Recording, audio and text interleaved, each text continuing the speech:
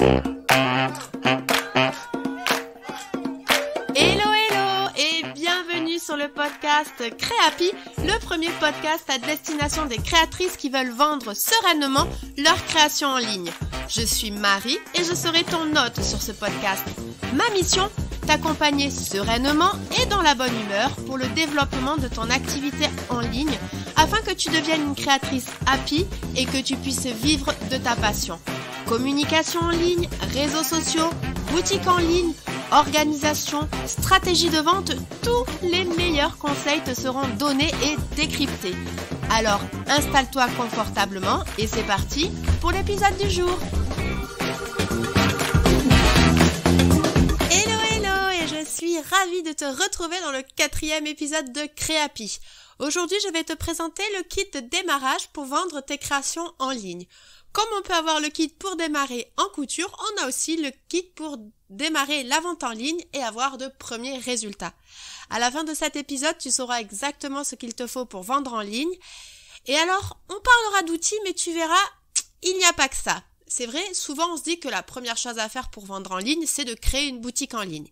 Eh bien, tu verras qu'il y a plein d'autres choses à faire avant et que ce n'est d'ailleurs pas une obligation non plus d'avoir une boutique en ligne pour démarrer. Car c'est vrai qu'avoir seulement une boutique en ligne, ça peut ne pas amener les résultats que l'on attend. Et c'est normal, il y a bien d'autres choses à prévoir avant de lancer sa boutique en ligne. En tout, il y a 5 piliers que je vais justement te dévoiler dans cet épisode pour que tu puisses vendre tes créations en ligne et avoir de premiers résultats. C'est parti avec le premier pilier. Alors si tu me suis sur Instagram, tu sais que je reviens souvent sur ce pilier qui est primordial pour moi. Et si tu me découvres ici, alors déjà merci pour ta confiance et tu comprendras vite, enfin je l'espère, que le positionnement de ton activité est pour moi la base de tout. C'est un peu comme les fondations d'une maison en fait. Sans positionnement, toutes les actions que tu pourras mener sur Internet, alors je ne peux pas dire qu'elles ne marcheront pas, mais elles ne seront pas aussi efficaces que si tu avais travaillé ton positionnement. Et alors, qu'est-ce que j'entends par un positionnement ? Eh bien, c'est premièrement à qui tu t'adresses et deuxièmement, qu'est-ce qui te différencie des autres ? Et oui, car aujourd'hui, il est important de tirer son épingle du jeu et je t'assure que même si tu penses que rien ne te différencie, en fait, il y a plein de choses et j'y reviens juste après. Donc d'abord, je voulais te parler de la cible à qui tu t'adresses. Alors dans cet épisode, je ne vais pas ouvrir la discussion de savoir si tu dois te nicher et viser spécifiquement les mamans célibataires entre 32 et 34 ans qui ont un bébé de moins de 6 mois, mais je souhaite plutôt te faire comprendre que tu dois connaître ta cible, qu'elle soit large ou nichée du coup. Tu dois connaître ses problématiques, ses attentes et ce que tu peux lui apporter. Et en vendant des créations, je t'assure que tu apportes beaucoup de choses. Tu dois également connaître, et là on arrive à mon deuxième point, ce que tu lui apportes et qu'elle ne trouve pas ailleurs. Tu dois identifier ce qui te démarque de ton marché. Et une fois que tu sais à qui tu t'adresses, ce qu'attend ta cible et en quoi tu es différente, tada, tu as ton positionnement. Oui, mais alors ok, vous allez me dire merci Marie, mais moi je fais comment parce que là sur le papier ça a l'air simple, mais bon je sais pas trop par où commencer. Et justement avec ce premier passage à l'action, je vais te guider. Déjà pour connaître ta cible, je te conseille de prendre une dizaine de personnes, alors ça peut être des anciens clients ou des gens de ton audience, et de les contacter par téléphone ou encore mieux en visio ou en appel vidéo.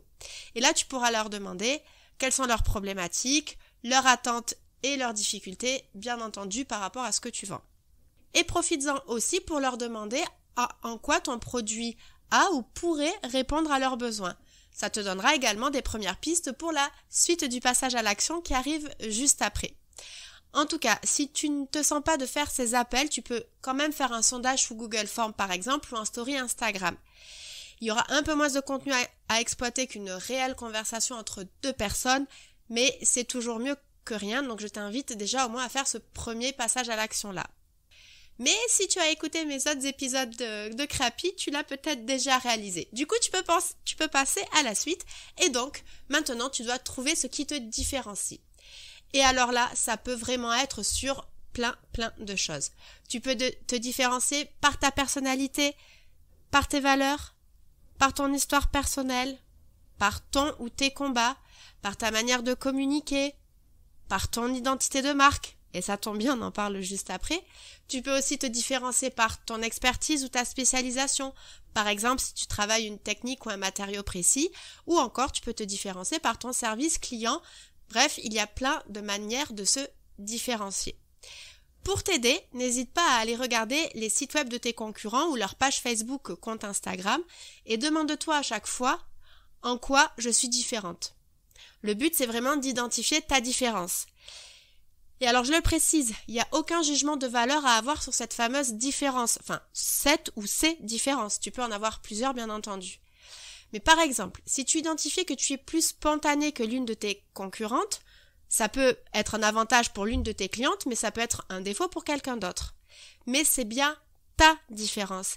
Et justement, si ton positionnement est bien travaillé et que tu sais que du coup tu es spontané, les actions qui vont suivre vont découler de ça, ta manière de communiquer aussi, et donc tu attireras des clients qui se retrouveront dans ta communication et qui seront finalement fans de ta spontanéité.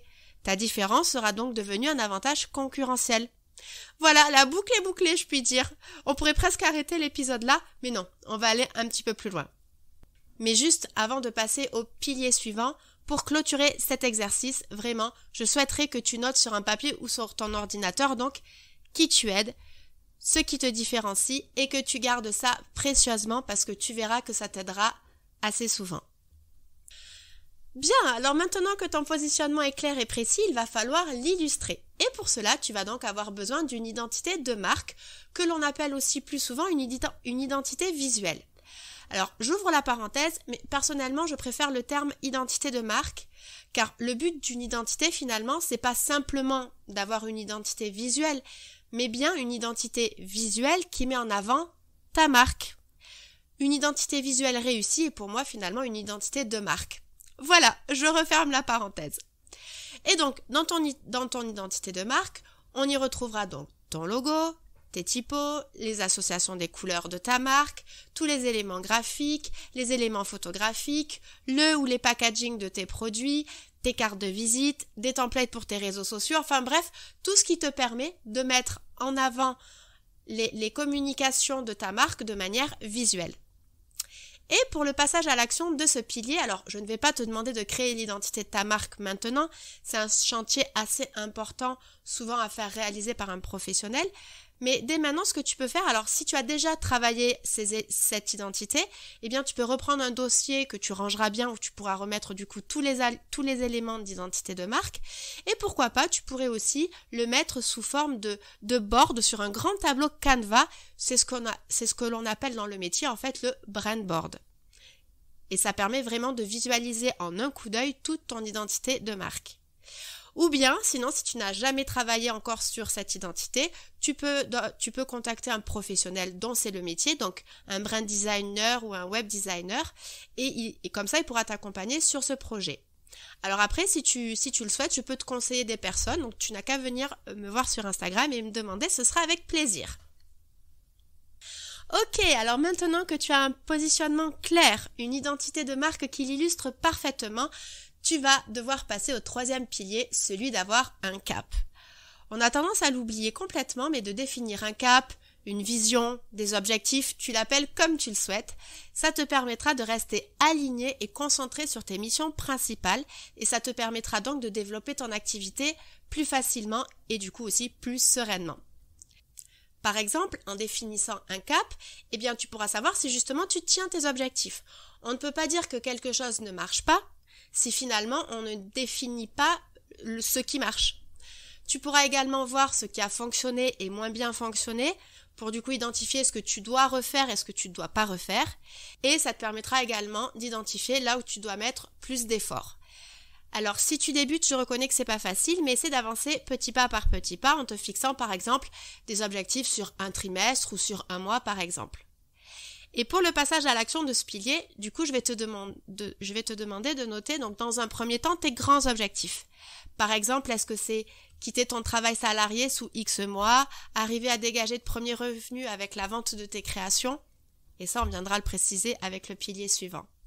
Mais tu peux également noter des objectifs plus précis comme créer ton identité de marque, ton compte Insta, développer ta boutique en ligne sous X mois. Note vraiment tout ce qui te vient par la tête et encore une fois, garde ça de côté précieusement et reviens-y quand tu sens que tu en as besoin, quand tu sens que tu as besoin de te recentrer et finalement de faire le bilan. Et pour t'aider encore un petit peu plus, essaie de préciser au maximum cette vision et ses objectifs en y mettant des données quantifiables comme par exemple des délais, des dates, des chiffres. C'est plus facile à suivre, à respecter et donc à analyser. Et justement, j'en ai une parfaite illustration avec le levier suivant. Où là, on commence vraiment à rentrer dans le vif du sujet puisqu'il va falloir que tu détermines avec ce pilier tes différents leviers de vente. Et oui, il va falloir qu'on détermine où tu vas vendre. Et tu verras qu'il y a vraiment beaucoup de leviers de vente différents et c'est important que tu les choisisses judicieusement. Une nouvelle fois, il n'y a pas d'intérêt à s'éparpiller partout et à diviser ton énergie sur X leviers. Cependant, je te déconseille quand même aussi de tout miser sur un seul levier. Donc, pour ce passage à l'action, je te recommande de choisir entre, 2 et 4 leviers de vente, que ce soit aussi bien des leviers en ligne que hors ligne. Et oui, je ne les oublie pas, tu as peut-être aussi également envie de vendre hors ligne et tu verras que pour débuter, ça aide grandement. Alors voilà les leviers que j'identifie. Pour les leviers en ligne, déjà, effectivement, comme je le disais en tout début d'épisode, il y a la boutique en ligne. Tu peux avoir une boutique en ligne en mode clé en main, par exemple comme avec Shopify. Donc là, ça te permet de déployer rapidement une boutique en ligne à partir de templates tout faits contre un abonnement que tu verses tous les mois à Shopify plus des commissions sur tes ventes. Ou sinon, tu as aussi une boutique en ligne en autonomie, comme par exemple avec des solutions comme WooCommerce, où là, tu pourras vraiment construire ta boutique sur mesure, aussi bien au niveau du look que des fonctionnalités, sans commission de la part d'un prestataire externe, mais là, du coup, ça prend un petit peu plus de temps. Ne t'inquiète pas, un futur épisode de podcast traitera en long, en large et en travers ces 2 solutions de boutique en ligne, mais là, je te propose que l'on avance. Puisque le 3e levier pour vendre en ligne, c'est aussi de faire appel à des places de marché à destination des créateurs comme Etsy par exemple, que je n'ai du coup pas besoin de te représenter ici. Et enfin, le dernier levier en ligne aussi, ce sont les réseaux sociaux. Vraiment, c'est un très très bon levier de visibilité, mais aussi de vente, notamment en attendant d'avoir une boutique en ligne, puisque avec les réseaux sociaux, tu amènes vraiment une notion de proximité plus forte et assez importante qui rassure finalement dans un processus d'achat avec un client. Donc voilà, ça peut être aussi une bonne alternative, le temps d'avoir une boutique en ligne, de vendre ses créations et de les mettre en avant sur les réseaux sociaux. Et concernant les leviers de vente hors ligne, alors il va y avoir tout ce qui est marché, donc par exemple si tu souhaites vendre tes créations sur les marchés de ta ville ou de ta région. Il y a aussi le fait de pouvoir exposer tes créations dans des boutiques éphémères ou perpétuelles. Tu peux également faire le choix de vendre tes produits et tes créations sur des événements. Et enfin, le dernier levier de vente hors ligne qui est pourtant très utile quand on démarre, c'est le bouche à oreille autour de ses amis et ses proches. Et donc, c'est à ce moment-là que je te recommande de revenir sur ton cap et essayer de déterminer quelle part de ton chiffre d'affaires prendra chaque levier. Du coup, pour clôturer ce pilier, je te propose donc le passage à l'action suivant. Note tes objectifs de vente en face de chacun des leviers que tu auras sélectionnés. Alors cela peut être un chiffre d'affaires, le nombre de ventes, une part en pourcentage, des points d'intérêt, enfin bref, ce que tu veux tant que c'est quantifiable. Ok, alors maintenant que tu as un positionnement clair, une identité de marque mémorable, un cap bien aligné et que tu sais où tu vas vendre, on arrive maintenant au 5e et dernier pilier, celui de ta visibilité. C'est l'heure d'aller crier sur tous les toits que tu crées de superbes créations. Et alors non, justement, il faut pas le faire sur tous les toits. Je crois que tu auras compris mon credo, mais je te conseille donc de choisir 4 leviers de visibilité maximum et de te concentrer dessus afin de rester efficace sur chacun d'eux et de tenir le rythme. Et donc, pour le passage à l'action de ce pilier, je vais te demander de choisir 4 piliers de visibilité maximum dans la liste que je vais te donner. Déjà, tu peux donc décider de gagner en visibilité grâce au contenu, grâce à une stratégie de contenu. Des contenus que tu pourrais publier sur les réseaux sociaux, sur un blog, sur une newsletter, une chaîne YouTube ou pourquoi pas un podcast. Il va y avoir aussi des leviers de visibilité pour la visibilité de ta boutique grâce notamment au référencement et au SEO. Tu peux également décider de gagner en visibilité grâce à des collaborations et des partenariats, par exemple avec des influenceurs. Tu peux également décider de revenir sur des leviers de visibilité plus classiques, à savoir faire de la prospection en ligne, via les réseaux sociaux ou par téléphone ou pourquoi pas en porte-à-porte. Tu peux également décider de rejoindre du coup un réseau d'affaires qui peuvent aussi bien se faire donc dans la vraie vie mais également en ligne. Tu peux également aussi décider de gagner en visibilité grâce à de la publicité. Alors là encore une fois, ça peut être de la publicité en ligne ou dans la presse ou à la radio. Et donc, tu peux aussi décider d'actionner des leviers de visibilité qui sont vraiment en dehors des médias en ligne et faire appel donc à des médias hors ligne comme la presse, la radio ou même quand tu iras dans les différents salons et événements de ta région. Et alors, normalement, après tout ça, il est nécessaire du coup d'identifier pour chacun de ces leviers, notamment pour les contenus, quels sont leurs objectifs, la fréquence et les délais, les budgets à prévoir, les actions à mettre en place. En fait, tu devras transformer ton plan de visibilité en plan de communication. Mais comme pour l'identité de marque, je ne vais pas te demander de le faire maintenant. Enfin, tu peux le faire, mais là, je te conseille vraiment de prévoir plusieurs heures pour poser tout ça à plat, voire même de demander à un professionnel qui te guidera avec un œil d'expert pour le faire. Eh bien écoute, voilà, on est arrivé à la fin de cet épisode et des 5 piliers que tu dois mettre en place pour vendre en ligne tes créations.